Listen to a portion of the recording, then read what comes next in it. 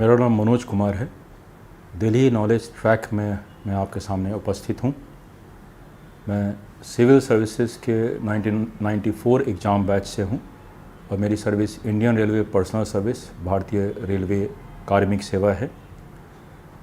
जैसा सामान्यतः किसी भी छात्र के साथ होता है, मैंने पहले अपनी इंजीनियरिंग की डिग्री ली थी और उस ज़माने में जब मैं 1990 में निकला था तो मैंने सॉफ्टवेयर ज्वाइन किया था सिविल इंजीनियरिंग की डिग्री के बाद। लेकिन जब बारी अमेरिका जाने की आई थी तो उत्साह अंदर अमेरिका जाने का था, लेकिन एक डर अपना, कुछ मम्मी पापा की बातें, कुछ पीयर प्रेशर, तो शायद तब मैंने ये निर्णय लिया था कि मैं अमेरिका नहीं जाऊंगा, इंडिया में रहूंगा। और तब वो एक स्वाभाविक निर्णय जो हुआ था कि अब सिविल सर्विसेज की परीक्षा देनी है और सिविल सर्विसेज में किसी पोस्ट पर जाना है। परीक्षा आप सामान्यतः आईएएस बनने के लिए देते हैं, लेकिन फिर जो आपको सर्विस मिलती है आपके रैंक के हिसाब से, उस पर आप आगे फिर चल निकलते हैं। तो मुझको इंडियन रेलवे पर्सनल सर्विस कार्मिक सेवा मिली थी और फिर मैं उस पर आगे चल निकला था।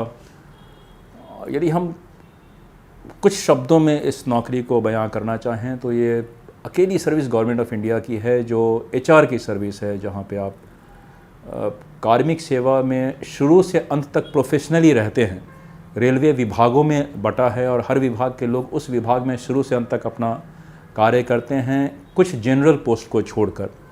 असिस्टेंट स्केल, सीनियर स्केल, जे ग्रेड, पीएचओडी और ऐसे करके आप आगे बढ़ते चलते जाएं। यदि मेरे सर्विस की आप बात करें तो आप APO, DPO, senior DPO, principal CPO, इस तरह आपकी, और अभी हमारा मेंबर स्टाफ भी इन कैडर हो गया है तो बोर्ड में आप एमएस बनते हैं।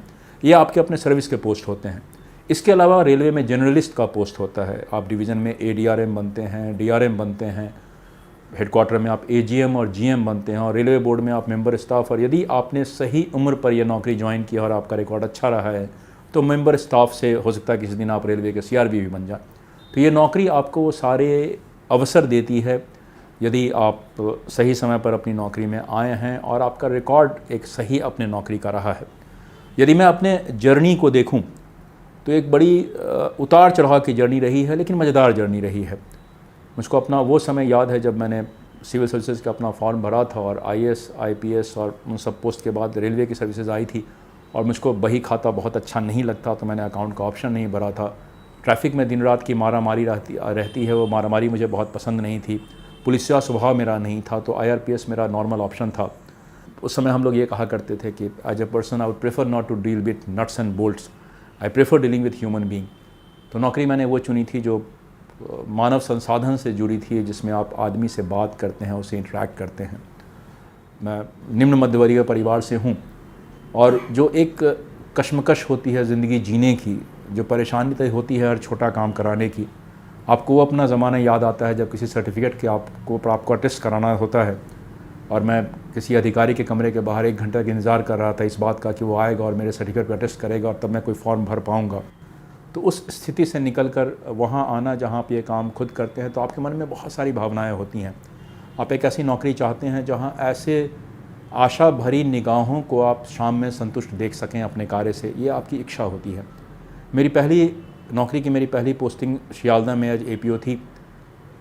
पहला सप्ताह का वाक़या मुझको याद है। मेरे कमरे में कोई स्टाफ आया था जो मुझसे बंगला में कुछ बातें कर पा रहा था, कह रहा था और मैं उसकी बात समझ नहीं पा रहा था। मैंने बहुत कोशिश की हिंदी में उससे कुछ बात करने की, अंग्रेजी तो बहुत दूर की बात थी। फिर मैंने अपने प्यून को बुलाया था कि यार ये क्या कह रहा है, इसकी बात सुनो और मुझको बताओ टूटी फूटी हिंदी में इसका मतलब क्या निकलता है, मैं इसके लिए क्या कर सकता हूँ। फिर उसने जो कहा मैंने समझने की कोशिश की और उसके अनुसार मैंने काम करने की कोशिश की।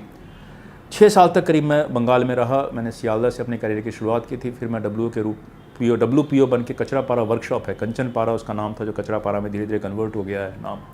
वहाँ पे मैं गया था, वहाँ 2.5 साल रहा था और फिर करीबन 2004 में मैं वापस ईसीआर रेलवे बनने पे हाजीपुर आ गया था। फिर मैं ईसीआर में डिप्टी सीपीओ गस्टेड के रूप में था वहाँ पे। तो जब मैं शियालदा की बात कर रहा था, बंगला भाषी होने की बात कर रहा था, तो जब आप दिन भर काम करके शाम में आप थके से होते हैं, फाइलों पे अलग अलग तरह के निर्णय लेना और उन निर्णयों को कार्यान्वित होते देखना, लेकिन खुशी तब होती है जब कोई व्यक्ति आपके पास आता है और आपको ये कहता है कि आपका एक काम बहुत दिनों से पड़ा था, आपके उस कागज़ पे लिए गए एक छोटे से निर्णय ने उसके चेहरे पे वो खुशी दी है। वो खुशी एक व्यक्ति की हो सकती है, वो खुशी एक समूह की हो सकती है। और वो खुशी आपको आत्मसंतुष्टि देती है, आपको आपके कार्य का एक पैसे के रूप में नहीं, पैसे से अलग एक रिटर्न देती है, जो रिटर्न आपको बहुत अच्छा लगता है। तो ये नौकरी वस्तुतः उन लोगों के लिए है जो आदमी से डील करना चाहते हैं, जिनको आदमी के चेहरे की खुशी जो आपको दिखे भी वो ज़्यादा महत्वपूर्ण लगती है। कचरापारा एक वर्कशॉप था जहाँ 4 दीवारी के भीतर करीब 10,000 स्टाफ रहते थे, और 10,000 स्टाफ कभी कभी एक मॉब का रूप भी धारण करता है। तो आप उन सभी स्थितियों को देखते हैं। मुझको याद है हम लोग एक हैंडीकैप का रिक्रूटमेंट कर रहे थे, और उस रिक्रूटमेंट के संदर्भ में हम लोगों ने करीबन 24 घंटे लगातार काम किया था। एक हम लोगों को पैनल निकालना था, और सारे अधिकारी एक साथ बैठे हुए उस पर अपना काम कर रहे थे, और काम करते करते रात के करीबन 12-1 बज गए थे। हम लोगों ने अगले दिन सवेरे 4 बजे पैनल निकाला था, और फिर हम लोग वहाँ से गए थे। लेकिन फिर उस काम की जो एक खुशी थी, एक ऐसा काम जो सामान्यतः लोग नहीं कर पाते, किसी भी रिक्रूटमेंट का निर्णय लेना एक मुश्किल काम होता है, वो आप काम कर पाएँ, और वो काम जिसका रिज़ल्ट देखने के बाद लोगों में एक ये खुशी हो कि ये काम बड़े निरपेक्ष तरीके से हुआ है, बड़ा अच्छा हुआ है, तो वो आपको एक अलग तरह की खुशी देता है। वहाँ से निकल के मैं डिप्टी CPO गस्टेड में गया था, और प्रमोशन हम लोग जो ग्रुप C से ग्रुप B का देते हैं, तो वहाँ का वाक़या मुझको याद है, जहाँ हम लोगों ने 53-54 दिन में एक पैनल ने ग्रुप C से ग्रुप B का निकाला था। और नया रेलवे था, चीज़ें बहुत व्यवस्थित नहीं थीं। आपका कमरा एक जो आपका भी कमरा है, आपके स्टेनो का भी कमरा है, आपके क्लर्क का भी कमरा है, और वहीं आप सारा काम कर रहे हैं, वहीं कन्फ्यूजन चीज़ें हो रही हैं। लेकिन एक विश्वास, जिस दृढ़ विश्वास के साथ अपना काम करते हैं, और अंततः वो काम होता है। उसके बाद मैं फिर सीनियर DPO के रूप में 4 अलग अलग मंडलों में रहा हूँ, मुगलसराय, धनबाद, दानापुर, समस्तीपुर, और फिर मैं प्रिंसिपल CPO होकर DLW गया। और अब एक अलग कार्य में मैं यहाँ क्रिस में GM हूँ, जहाँ एक सॉफ्टवेयर बनाने की हम लोग कोशिश कर रहे हैं HR की, जो शायद दुनिया का सबसे बड़ा प्लेटफॉर्म सिंगल सॉफ्टवेयर का होगा, जिस पे HR का सारा काम हो पाएगा। तो इस जर्नी के जो पड़ाव हैं और इस जर्नी का जो अलग अलग मुकाम है, थोड़ा एक आपको ग्लिम्प्स हम उसका देना चाहेंगे। अलग अलग तरह का आप काम करते हैं यहाँ। एक स्टाफ की ज़िंदगी जब शुरू होती है रेलवे में, उसका रिक्रूटमेंट होता है, तो आपके पास वो अपना योगदान देने आता है, आप उसका वो काम करते हैं। हमको धनबाद का वो समय याद है जहाँ हम लोग 200 कर्मचारियों को एक दिन में ज्वाइन कराते थे, और हम लोग ये कहते थे कि काम इस तरह से करो कि इस व्यक्ति को दोबारा आपके पास ना आना पड़े। बहुत सारा काम होता है, उसकी पोस्टिंग उसको देनी है, उसका सर्विस रिकॉर्ड बनना है, उसका आई कार्ड बनना है, उसका पास बनना है, उसके अलावा पैन कार्ड उसका चाहिए होगा, वोटर कार्ड उसके चाहिए होगा, उसका बैंक अकाउंट खोलना है, और सारी चीज़ें एक से जुड़ी हुई होती हैं। मैंने अपने मैथमेटिक्स का सहारा लिया था, ऑपरेशनल रिसर्च का सहारा लिया था, सारे काम को नोट डाउन किया था, सारे काम को बांटा था, और ये इंश्योर किया था कि जो व्यक्ति एक बार सवेरे हमारे पास आता है और शाम में जब हमारे पास से जाता है, तो ये सारा काम उसका हो जाए, शाम में उसको पोस्टिंग ऑर्डर मिल जाए, उसको आई कार्ड एक हम दे दें और उसको अपने यहाँ से छोड़ दें। तो ऐसे कार्य जब आप करते हैं, तो ये काम जो आप सुनते हैं, आप अखबारों में चर्चाओं में सुनते हैं कि मेरा प्रमोशन होने में सालों साल लग गए, मेरा सेटलमेंट होने में सालों साल लग गए। एक अधिकारी के रूप में इन सारे कार्यों को आप व्यवस्थित करते हैं, और इनका परिणाम आप अपनी नज़र के सामने देखते हैं। वो जो खुशी होती है, वो खुशी आपको और कहीं नहीं मिल सकती। हमारी नौकरी में एक तो आप नौकरी अपने यहाँ की करते हैं, जहाँ पर्सनल ब्रांच में आपकी पदोन्नति होती है और ऊपर चलते चले जाते हैं। उसके अलावा अपने जनरल पोस्ट पे जाते हैं, जहाँ आप ADRM बनते हैं, DRM बनते हैं, और यदि आपका उम्र आपके साथ है और आपकी सर्विस रिकॉर्ड अच्छी है, तो आप मेंबर स्टाफ और CRB तक जा सकते हैं। इसके अलावा हर स्टेज पर आप अपने नौकरी से बाहर स्टेट गवर्नमेंट और सेंट्रल गवर्नमेंट में जा सकते हैं। यदि आप सीनियर स्केल में हैं, तो आप सेंट्रल गवर्नमेंट में डिप्टी डायरेक्टर के पोस्ट पे जा सकते हैं। JAG और सिलेक्शन ग्रेड में आप फिर डायरेक्टर के पोस्ट पे जा सकते हैं। जॉइंट सेक्रेटरी में आप किसी भी डिपार्टमेंट जॉइंट सेक्रेटरी बन सकते हैं। आप किसी स्टेट जहाँ से आप ताल्लुक़ रखते हैं, वहाँ के स्टेट के स्पेशल सेक्रेटरी के पोस्ट पे जा सकते हैं, उसके सेक्रेटरी के पोस्ट पे जा सकते हैं। क्योंकि आपको आदत होती है फाइलों पे काम करने की, आपको आदत होती है आदमी के परेशानियों को जानने की और उससे डील करने की। इससे अलग हम लोग, रेलवे एक बहुत बड़ा ऑर्गेनाइजेशन है जहाँ करीब 13 लाख एम्प्लॉई हैं, और अब जहाँ भी काम करेंगे बड़ा तबका आपके सामने रहेगा, और उसका इंडस्ट्रियल रिलेशन मेंटेन करने के लिए हमारे यहाँ यूनियंस होते हैं। सामान्यतः यूनियन को देखकर डर लगता है, लेकिन पर्सनल ऑफिसर ऐसा ऑफिसर होता है जो यूनियन को देखकर डरता नहीं है। यूनियन से आप बात करते हैं, परमानेंट नेगोशिएशन मशीनरी हमारी होती है, जहाँ यूनियन के साथ आप 2 दिन तक बैठक करते हैं। उस बैठक में उनके समस्याओं का समाधान निकालने की कोशिश करते हैं। जिन चीज़ों को आप सीधे एम्प्लॉय के साथ नहीं देख सकते, जो काम आपके सामने लाए जा सकते हैं, उनका आप निपटारा कर सकें, और उन लोगों से आप डील करना भी सीखते हैं जिनसे सामान्यतः आप डील नहीं कर पाते।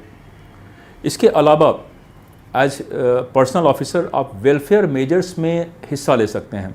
यदि आपकी आदत को करिकुलर एक्टिविटी में भाग लेने की रही है, तो चाहे वो स्काउट एंड गाइड की एक्टिविटी हो या कल्चरल की एक्टिविटी हो या स्पोर्ट्स की एक्टिविटी हो, हम लोग रिक्रूटमेंट, स्पेशल रिक्रूटमेंट करते हैं, स्पोर्ट्स में भी करते हैं, कल्चरल में भी करते हैं, स्काउट एंड गाइड में भी करते हैं।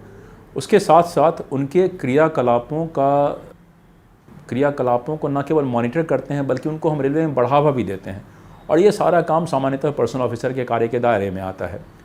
और वेलफेयर का काम, आप इसके अलावा जो सामान्य आप सुविधाएं किसी भी अधिकारियों के साथ जोड़ते हैं, रेलवे उसमें ज़रूर आगे है। यदि आपकी पोस्टिंग छोटे शहरों में है तो विश्वास मानिए आपके घर की सीलिंग 10 या 10.5 फीट पर नहीं होकर 14 या 15 फीट पर होगी। एक घाटा ये ज़रूर होगा कि आपका एसी शायद आपके घर में काम ना करे, लेकिन बड़े बड़े बंगले, बड़ा बड़ा घर, बड़े बागान, आम के पेड़ और सहजन शायद आप कभी मिस ना करें सीजन का, जो आप छोटे से लेकर उसके मोटे होने तक हर स्टेज का सहजन आप खाएंगे। शायद आपके बागान में आम भी हर तरह का हो। ये चीज़ें आपको कोई और नौकरी शायद न दे पाए।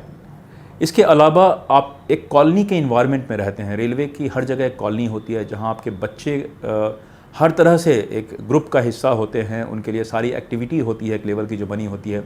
यदि आपकी पत्नी वर्किंग हैं तो भी, और यदि नहीं वर्किंग है तो उनके लिए हमारे यहाँ एक वेलफेयर ऑर्गेनाइजेशन होता है जहाँ वो वुमेन वेलफेयर ऑर्गेनाइजेशन का हिस्सा होकर वो रेलवे परिवार के सदस्यों के वेलफेयर का काम देखती हैं, और उनका अपना समय भी प्रोडक्टिवली निकलता है।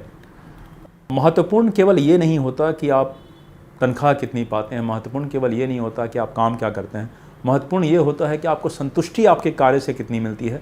महत्वपूर्ण ये होता कि आपको अवसर और आपके कैरियर में कितने तरह का होता है, आप कहीं बंद तो नहीं जाते।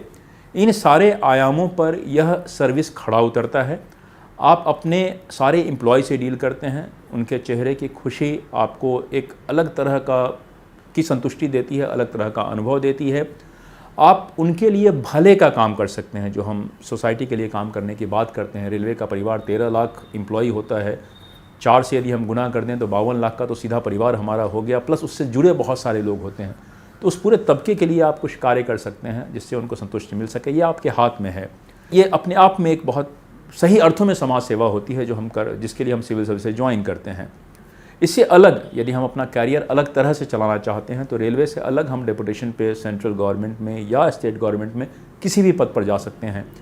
हर तरह के अधिकारी हमारे पास हैं, और यदि आपकी इच्छा को करिकुलर एक्टिविटी की है तो आप उसको न केवल परस्यू कर सकते हैं बल्कि उस क्षेत्र में अपना कार्य भी कर सकते हैं। हमें अपने सहपाठियों, मेरे कुछ सहपाठी ऐसे हैं जो अभी मुशायरों में भाग लेते हैं, बड़ी अच्छी कविताएँ वो पढ़ते हैं। मेरे किसी सहपाठी ने अभी किसी फिल्म में संगीत भी लिखा है, मैं नाम लोगों का नहीं लेना चाहूँगा। मेरे ऐसे भी सहपाठी जिन्होंने स्पोर्ट्स में बड़ा अच्छा नाम किया है, स्पोर्ट्स के एडमिनिस्ट्रेटर के रूप में इंडिया में वो जाने जाते हैं।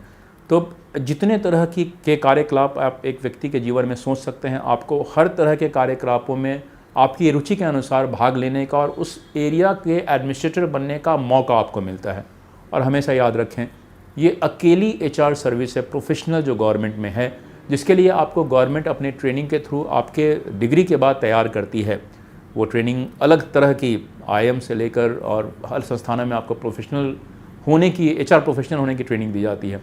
और अब तो ज़माना कंप्यूटराइजेशन का है, तो ये उम्मीद रहेगी कि आज से कुछ सालों बाद शायद हम भी अपने HR को कंप्यूटराइजेशन की तरफ ले जाएंगे, जहाँ हमारे बेसिक काम है वो कंप्यूटर्स के थ्रू काफ़ी कुछ हो रहे हैं और काफ़ी कुछ और होंगे। और तब जितनी चीज़ें HR के दायरे में आती हैं वो सारी आपके दायरे में होंगी। यदि आप थोड़ा और अलग निकलना चाहें तो आप डायरेक्टर HR किसी भी PSU के बन सकते हैं अलग जाके, और बहुत सारे PSU के हेड के रूप में भी आप काम कर सकते हैं। तो only sky is the limit, it depends upon कि आपकी चॉइसेस क्या हैं, आप किधर जाना चाहते हैं और कैसे निकलना चाहते हैं। नौकरी कोई भी अपने आप में अच्छी या बुरी नहीं होती। बहुत बार नौकरी आपके चॉइस की होती है, बहुत बार आपको जो मिलता है वो करना पड़ता है। लेकिन दोनों ही स्थितियों में कार्मिक सेवा वह सेवा है यदि आपकी इच्छा, आपकी मंशा आदमी से जुड़े रहने की है, आदमी के चेहरे के संतुष्टि को अपने काम में देखने की है और उसमें खुशी पाने की है, तो इससे अच्छी नौकरी नहीं है। और आप जहाँ जाना चाहें, जिस तरह के सर्विस में और निकलना चाहें, वो सारे आपके ऊपर निर्भर करता है। तो विश्वास मानिए, इससे अच्छी नौकरी नहीं हो सकती। धन्यवाद।